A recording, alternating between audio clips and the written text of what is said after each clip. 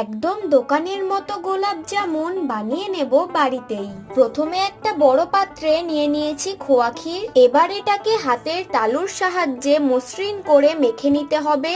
মাখা হয়ে গেলে তারপর এতে জল ঝরানো ছানা দিয়ে মসৃণ করে মেখে নিয়ে খোয়া ক্ষীর আর ছানাটা একসাথে ভালো করে মেখে নিয়েছি। এবার এতে একে একে দিয়ে দেব হাফ চামচ বেকিং পাউডার, এলাচের গুঁড়ো, ময়দা, ঘি দিয়ে ভালো করে মেখে নিয়েছি। এর থেকে ছোট ছোট লেচি কেটে বলস করে নেব। ততক্ষণে শিরাটা বানিয়ে নেব। তার জন্য নিয়ে নিয়েছি 3 কাপ চিনি, 5 কাপ জল, একটু কেশর আর 1 চামচ গোলাপ জল দিয়ে ভালো করে ফুটিয়ে নামিয়ে নেব। আর এইদিকে সব বলস গুলো তৈরি হয়ে গেছে। এবার গরম তেলে লো ফ্লেমে সব গোলাপ জামুন গুলো ভালো করে ভেজে নেব। লাল লাল করে ভাজা হয়ে গেলে সব গোলাপ জামুন গুলোকে শিরায় দিয়ে দেব। তো রেডি হয়ে গেছে গোলাপ জামুন। রেসিপিটা ভালো লাগলে অবশ্যই চ্যানেলটা সাবস্ক্রাইব করে দিও।